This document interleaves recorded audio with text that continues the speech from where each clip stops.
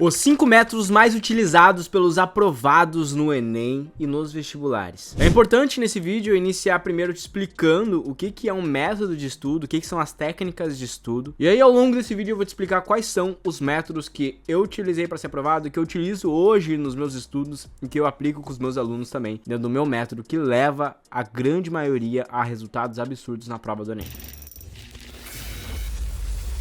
Vamos lá, primeiro explicando então o que consiste um método, já que muitos alunos têm dúvidas em relação a isso. O método nada mais é do que a junção das técnicas dentro de um caminho, dentro de uma trajetória, que é a experiência que aquela pessoa teve para chegar num resultado que é realmente consistente. Então não dá pra gente dizer que o método, por exemplo, seja estudar por questões, ou fazer flashcards, ou provas antigas. Tudo isso são técnicas, né? Então a gente tem técnicas para estudar teoria, técnicas para fazer questões, técnicas para revisar, técnicas para fazer simulados. A junção dessas técnicas dentro de um projeto de estudo é o que a gente define como método. E é por isso que todo e qualquer método que você encontrar aí para Enem, possivelmente vai utilizar as mesmas técnicas. Só que a forma de aplicar essas técnicas vai ser diferente, pois, por exemplo, eu acho que o aluno iniciante tem que utilizar tais técnicas. Outro mentor vai achar que o aluno iniciante tem que fazer de outra forma. Cada um vai achar uma forma diferente com base no que a gente estudou e com base no que a gente pesquisou sobre a neurociência, sobre a aprendizagem. Então, nesse vídeo aqui, basicamente, eu vou separar as 5 técnicas que eu acho mais importante para você realmente aplicar no seu estudo e que eu acho que realmente vão trazer resultado para sua aprovação. A primeira técnica é a técnica mais óbvia e famosa que existe, que se chama Active Recall, que basicamente é estudo ativo. Eu acredito que você já ouviu falar muito sobre isso, mas ninguém nunca te explicou realmente o que é estudar de forma ativa.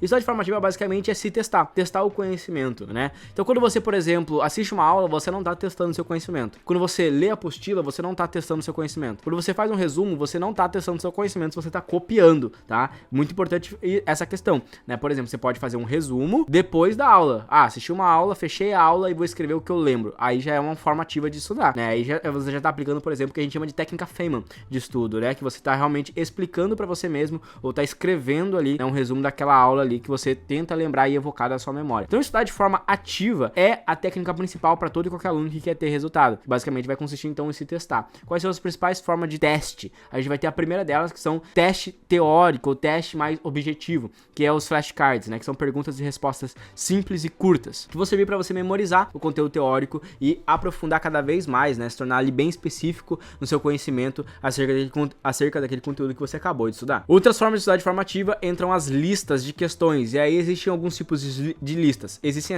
as listas oxigênio, que são as listas que vão manter o seu estudo vivo durante aquela semana, que é basicamente apenas de tópicos que você está estudando naquela semana, que você acabou de ver a aula, né? E você está realmente fixando aquele assunto. Existem as listas madeiradas, que são as listas ali que vão tacar fogo dentro da sua memória, dentro do seu aprendizado, que são listas que você vai fazer, por exemplo, no final de semana, que vão envolver todos os assuntos que você já estudou até o momento. Cada mentor, às vezes, vai chamar essa lista de uma forma diferente, vai chamar de lista global, lista de revisão, lista geral. Eu gosto de chamar por esses dois nomes, porque são esses nomes que a gente trabalha dentro do método On Fire e que aí associa direito pro aluno o que ele deve fazer e qual tipo de lista que é naquele momento. Então você fala pro aluno, olha, faça uma lista oxigênio ali dos conteúdos de 4 operações, propriedades básicas ali da matemática, MMC e MDC, o aluno vai entender. Agora você fala, eu quero que você faça uma lista madeirada do conteúdo de matemática básica. Ele vai entender que é uma lista muito mais geral e que envolve ali 10, 15, 20 tópicos já estudados naquele mês. Para fechar o estudo ativo, a técnica principal para estar usando dentro do seu estudo ativo é o simulado por etapas, tá? E é muito importante você entender esse simulado por etapas, né, e destrinchar um pouco mais ele, que nada mais é do que fazer um simulado a cada etapa que você vai passando dentro do seu estudo. Então, por exemplo, a cada mês que você for estudando, você tem que fazer simulados daquele mês, a cada 2 meses, 3 meses, né? Terminei toda a primeira etapa de consolidação da construção da base do meu estudo, eu tenho que fazer simulados sobre essa primeira etapa para poder ir para a seguinte, para a etapa 2, né? E logo depois vai entrar as provas antigas ali, que vão ser também simulados, né? Que entram da mesma forma que das etapas. A diferença das provas antigas para o simulado das etapas é que os simulados das etapas vão ser trabalhados apenas assuntos que você estudou naquela etapa. E já as provas antigas englobam toda a matriz da prova do Enem, ou seja, engloba todos os assuntos, seja os conteúdos que você já estudou ou conteúdos que você ainda não estudou. A segunda técnica mais utilizada pelos aprovados se chama prática intercalada. E essa prática é realmente um pouco difícil de entender para o aluno iniciante. Ela não é muito difundida ali, os alunos nunca escutam muito isso na escola, em outros lugares, mas para quem já tem mais experiência com estudo e realmente estuda pra verdade, para concurso, para Enem, para vestibular, entende a importância da prática intercalada. Basicamente, alguns estudos mostraram que a prática no estudo, ela precisa ser intercalada entre os assuntos. Então, o aluno que, por exemplo, acabou de estudar uma matéria, vamos dizer que você acabou de estudar ali as 4 operações, e você fazer só questões sobre 4 operações, você vai ter um limite ali de aprendizado, um limite de memorização, porque você vai ter ali um limite também de esforço para aquele conteúdo. Acabou de ver a aula, tá fazendo questões do conteúdo que você viu na aula, Então, o seu esforço ele não tá sendo tão alto assim. Agora vamos dizer que você viu ali as aulas de 4 operações, fração, potenciação, radiciação, MC, MDC. Ou seja, você viu 4, 5, 6, 7 aulas ali daqueles tópicos. Todas essas aulas entraram ali na sua memória, ali você absorveu.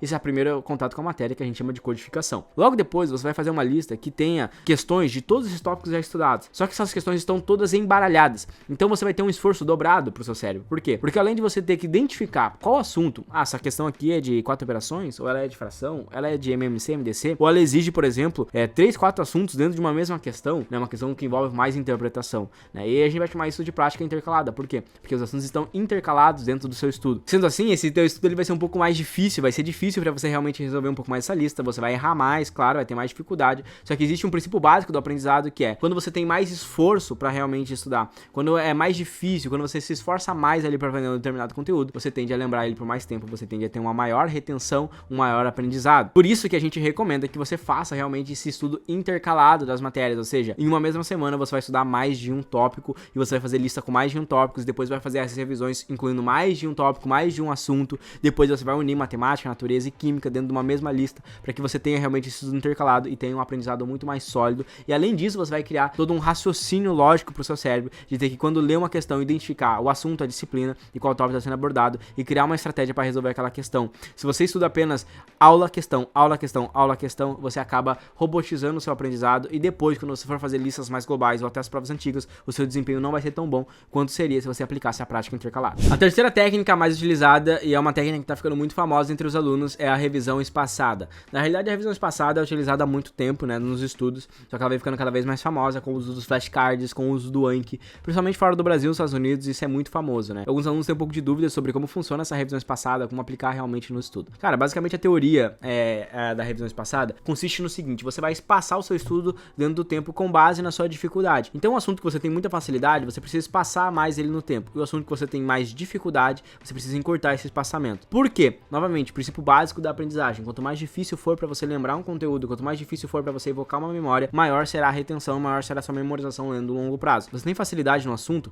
você precisa espaçar ele para que quando você realmente tenha contato com esse assunto de novo, seja difícil de você lembrar. Porque se você ficar fazendo questões toda semana, no momento vai ficar muito fácil. E aí você começa a resolver apenas de uma forma robótica, sem ter que exigir muito do seu cérebro, né? Então, por exemplo, é igual às vezes dirigir. Se você dirige todo dia, chega um momento que se torna robótico, o seu cérebro nem pensa mais, você entra numa resolução mecânica ali, né? Você acaba dirigindo de uma forma mecânica. Agora, se você dirige uma vez, e aí 3 meses depois você vai dirigir, você vai perceber que tá bem difícil. Você vai precisar de muito mais atenção, você vai precisar de um esforço maior do seu cérebro. É a mesma coisa que tem que ser no seu estudo. Toda vez que você for revisar, você precisa ter um esforço para lembrar essa memória, né? E você interromper a curva do esquecimento. Então, toda vez que você revisar, você vai interromper essa curva do esquecimento. Tive contato, de uma forma prática, tive contato hoje com uma matéria. Eu peguei ali e vi uma aula, né? A teoria. Logo depois você vai fazer o estudo ativo, que basicamente é fazer questões ali para fixar esse conhecimento, né? Logo depois, no outro dia, você vai revisar, né? 24 horas depois vai revisar. E aí a gente chama essa aí da primeira revisão, primeiro espaçamento, um dia depois ali. Você tem que fazer algumas questões para realmente evocar de novo essa memória e interromper esse esquecimento. Bom, teve um desempenho legal nessa lista, você vai fazer de novo essa lista só daqui, por exemplo, uma semana, 5 dias, 7 dias, né?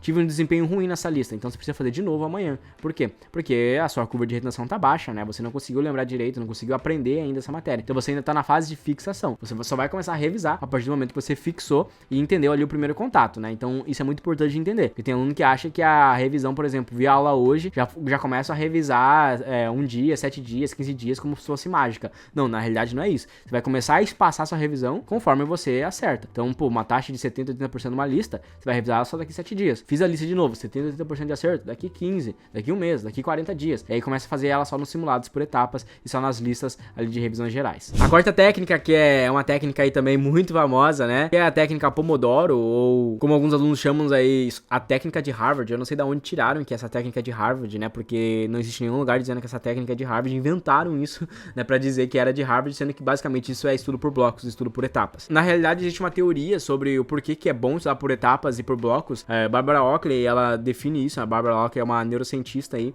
em relação à memória e aprendizado. E ela explica que existe 2 tipos de pensamento: o modo focado de pensamento e o modo difuso de pensamento, que é o modo de relaxamento. E o nosso cérebro, ele tem um limite de quanto tempo ele consegue ficar focado. A gente não consegue ficar, tipo, 3, 4, 5 horas focado ali dentro daquele momento de estudo, principalmente uma tarefa difícil, que é a tarefa de estudar e a tarefa de aprender. Então, basicamente, a gente vai ter ali um limite de 40, 50 minutos que a gente consegue realmente ficar muito focado naquela aula. E aí, pra gente continuar estudando com qualidade, a gente precisa fazer uma pausa e entrar no modo de relaxamento por cerca de 10 a 15 minutos, né? Então, o ideal é que você estude, por exemplo, 50 minutos e pause ali 10 minutos. E aí, a partir disso, você vai conseguir estudar mais ao longo do seu dia. Então, você vai conseguir, por exemplo, fazer 4 blocos, né? Cada bloco fazendo 50 minutos, 10 minutos, consegue estudar ali, por exemplo, 4 horas do seu dia, 5 horas, 6 horas do seu dia, né? E isso permite que você mantenha sempre estudando com qualidade e você sempre restaure o seu grau de alerta, que é muito importante para você realmente conseguir fixar o conteúdo que você está vendo ali na aula. E basicamente esse é o método Pomodoro, né? O Pomodoro realmente na realidade é 25 minutos, pausa 5. Na realidade isso tá errado para um estudante, né? É muito ruim você estudar 25 minutos, pausa 5. Ninguém consegue realmente ter um estudo com eficiência estudando só 25 minutos e pausando 5, não dá tempo. Então o ideal é que você faça 50 minutos e pause 10. Ou por exemplo, estude ali 1 hora, 1 hora e meia e pause ali, por exemplo, por 20, 30 minutos. E aí você vai adaptando isso conforme você for testando ao longo da sua rotina, ao longo do seu ano. A quinta e última técnica que eu acho muito importante, que é realmente a técnica que eu mais amo, que eu mais aplico nos meus estudos, que eu aplico pros alunos do Método On Fire, que é o planejamento por etapas, né? Então o planejamento por etapas é uma técnica que eu aprendi e que eu resolvi estruturar todo um método em cima dessa técnica, né? E abolir completamente os cronogramas de cursinhos presenciais e online que estudam por semanas. E a técnica por etapas basicamente é você definir etapas pro seu estudo e cada etapa vai ter um objetivo diferente de aprendizado. Então a primeira etapa do seu estudo basicamente você vai construir a base ali e vai definir quais matérias são base da sua prova, que vão servir de base para outras disciplinas, né? Então você vai construir toda essa base ali nessa primeira etapa. A segunda etapa, por exemplo, você vai treinar e trabalhar mais com listas, revisões e provas antigas do concurso que você vai prestar. E a terceira etapa você vai trabalhar apenas com revisões e lacunas, ou seja, assuntos que você já estudou, mas que precisa revisar porque você está começando a esquecer ou tem muita dificuldade, né? Então, basicamente, montar um planejamento por etapas é o que faz com que os alunos tenham mais resultados e realmente consigam estudar ao longo de todo o ano, gamificando o seu processo de aprendizado, realmente se sentindo motivados ali, porque tá evoluindo uma etapa para a segunda etapa, a terceira etapa, e tá vendo ali um progresso dentro do seu estudo. Muitos alunos têm interesse em aprender mais sobre essas técnicas, como aplicar e aprender mais sobre esse planejamento por etapas, e é justamente por isso que todo ano eu faço um super evento. E esse ano eu vou fazer um evento do dia 28 de janeiro até o dia 1 de fevereiro, serão 4 dias, onde eu vou mostrar tudo esse meu método, essas técnicas, todo esse planejamento por etapa e como que você vai aplicar isso dentro do seu estudo para conseguir ser aprovado nesse ano de 2023. Se você quer participar desse evento, que é totalmente gratuito, basta se inscrever no link aqui embaixo que vai estar no vídeo, né? E aí você entra ali e você vai receber um presente lá no seu e-mail e além disso você vai poder entrar num grupo exclusivo pra galera que vai participar desse evento aí e vai iniciar o seu ano de 2023 na frente dos concorrentes. Valeu, te espero nos próximos vídeos e te espero no evento Seu Último Enem.